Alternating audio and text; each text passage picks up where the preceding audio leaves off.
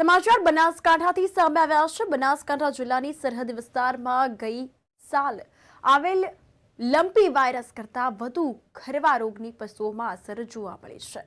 તો થરાદ, વાવ, સુઈગામ, ભાભર સહિતના ગામડાઓમાં પશુપાલકોને પશુઓ ટપોટપ મૃત્યુ પામી રહ્યા હોય ત્યારે સારવાર કરવા છતાં થરાદના જેટા ગામમાં એક જ ગામમાં ખરવા જેવા રોગના કારણે 300થી વધુ પશુઓના મૃત્યુ થયા હોવાનું સામે આવ્યું છે।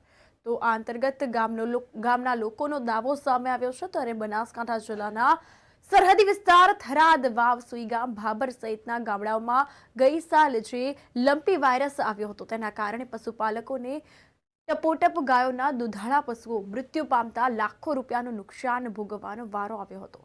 દુધાળી ગાય તેમજ HF ગાયો મૃત્યુ પામી હતી અને સરકાર દ્વારા મોડે ગંભીર નોંધ લેવામાં આવી હતી ત્યારે સારવાર ચાલુ કરવામાં આવી હતી અને અત્યારે ફરી સરહદી વિસ્તાર વાવ, સુઈગામ, થરાદ સહિત વિસ્તારના ગામડાઓમાં હાલની જે પરિસ્થિતિ છે તે ખરવા જેવા રોગના કારણે ભેંસો તેમજ પશુ ગાભણ પશુઓ અને દોહવા આવતા હોય તેવા પશુઓને મોઢાના ભાગે ખરવાની અસર જોવા મળી છે।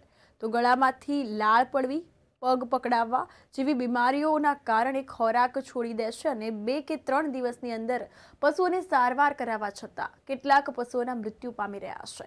એકાએક પશુપાલકોને એક પરિવારને અમુકને 4 થી 5 પશુઓ દોહવા હાલતા ગાભણ નાના પશુઓના મૃત્યુ પામી રહ્યા છે। આ અંતર્ગત પશુપાલકોના પરિવારને લાખો રૂપિયાનું નુકસાન વેઠવાનો વારો આવ્યો છે। તો આ અંગે રાજ્ય સરકાર દ્વારા ગંભીર નોંધ લેવામાં આવે તેવી તેઓની માંગ સામે આવી છે। તો આ સાથે તાત્કાલિક વધુ ટીમો બોલાવીને બીમાર પશુઓની સારવાર ચાલુ કરાવવામાં આવે તેવી માંગ સામે આવી છે। તો થરાદ તાલુકાના જેટા ગામમાં ખરવા જેવા રોગના કારણે 300થી વધુ પશુઓના મૃત્યુ થયા હોવાનો ગામના લોકોનો દાવો સામે આવ્યો છે। પશુપાલકને 15 દિવસે 70,000 રૂપિયાનું દૂધ ભરાવીને વળતર મેળવતો હતો અને તે ખેડૂતને 9 જેટલા નાના મોટા મૃત્યુ પામતા માત્ર 15 દિવસમાં 1,000નું દૂધ પહોંચી ગયું હોય ત્યારે આવા પશુપાલકો ખેડૂતોએ સરકાર પાસે આજીજી કરી છે અને આ અંતર્ગત આ બીમારી જે થઈ રહી છે તેને બચાવે તેવી માંગ પણ કરવામાં આવી છે। જેટા ગામની અંદર અત્યારે જે ભેંસની અંદર વાયરસ ફેલાઈ રહ્યો છે અને અત્યારે તાલુકાની ટીમમાં જે પત્રકારો મિત્રો એ બધા વધારી રહ્યા છે એ આ જેટા ગામની મુલાકાત લેવા આવ્યા છે।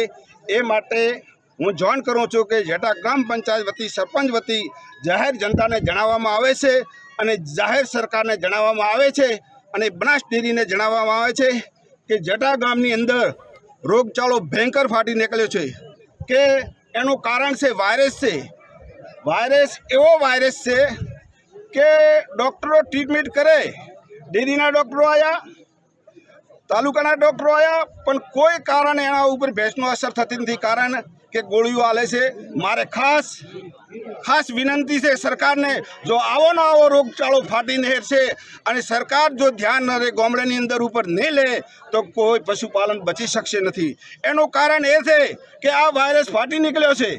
એનાથી કારણ કે તમામ બનાસ ડેરીની જવાબદારી છે, સરકારશ્રીની જવાબદારી છે, ભાજપ સરકારની જવાબદારી છે। કારણ તો આવા ઓછા ટ્રીટમેન્ટને કારણે ભેંસો કે ગાયો બચી શકે એમ નથી। કારણ કે આવી નાની ટ્રીટમેન્ટને કારણે સર્વે કરે છે પણ શું રોગ છે એનું નિદાન નથી થતું। કારણ કે ભેંસ તાત્કાલિક ઊભી હોય અથવા એનું મોઢું બંધ થઈ જાય છે અથવા એને લાલ પડે છે અથવા એને ચોદા થઈ જાય છે। એના કારણથી આ ભેંસો લગભગ જેટા ગામની અંદર 400, 450 થી 500નું પશુપાલનનું મૃત્યુ થઈ છે અને જેટા ગ્રામ પંચાયત વતીથી આવો રોગચાળો ન ફાટી નીકળે એટલા માટે અમે જેટા ગ્રામ પંચાયત વતી અમે જે પંચાયતના લોડર લાવી એને દફનાવવાની વિધિ ચાલુ કરી છે। પણ આવો ભયંકર રોગને કારણે કેટલા દાબમાં હવે તો લોડરવાળા પણ થાકી ગયા છે। કારણ કે લોડરવાળા એમ કહે છે કે કેટલા દફનાવવા, આખો દિવસ થાકી ગયો છે।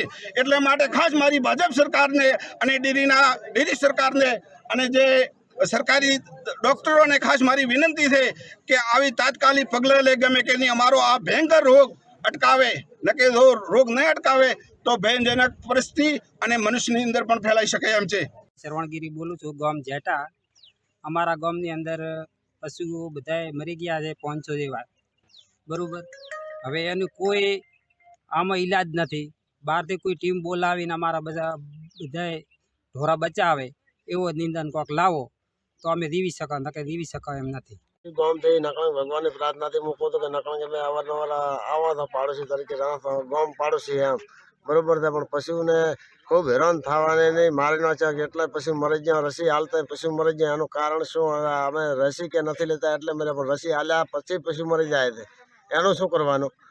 શા માટે આ પશુ મરે? ઘરના ખોટા ખાલી થઈ ગયા શા માટે? આવું શા માટે થાય એમ પહેલથી જાગૃત હતા ને આપણે આ નુકસાનમાં ચમ આવવા હતો. તેમાં 2 પશુઓના અમે પીએમ કરેલ છે, જેમાં પ્રાથમિક દ્રષ્ટિએ પહેલાં અઠવાડિયા પહેલાં એમને ખરવા અને હાલમાં હૃદય અને ફેફસાની અસરના લીધે મૃત્યુ દેખાય છે. તેમના બધા અંગોના સેમ્પલ અમે લઈ અને વધુ તપાસ અર્થે એફએમડી ટાઈપિંગ સ્કીમ અમદાવાદ અને તાંતીવાડા યુનિવર્સિટી ખાતે મોકલવાના છીએ. જેટા ગામ થરાદ તાલુકા વતીથી અમારા જેટા ગામમાં પશુપાલનનું મોટું નુકસાન થયું છે. પહેલો નંબર મલુપરમાં આવે છે, બીજો નંબર થરાદ તાલુકામાં જેટા ગામનો આવે છે. 300 થી 400 માલ ગણો ભેંસોને ગાયનથી બધાને નુકસાન થયું છે. 2.5 થી 3 કરોડનું નુકસાન અમારા ગામમાં છે. એમાં ગરીબો આવે છે, બધા ખેતી વગરના છે અને ખેડૂતો છે. હવે આનું કોઈ અટકાય એટલે આ રોગ હવે વધુ ના ફેલાય એ માટે કોઈ સરકાર લે કે દૂધ ડેરી લે ગમે તે, અને આમાં કોઈ સરકાર કે ભલે દૂધ ડેરી સહાય હાલે તો જ આમાંથી બચીને નહીં. ગરીબોની બધી હાલત અત્યારે ખરાબ છે, એટલે આનો કોઈ રસ્તો સરકાર કાઢે.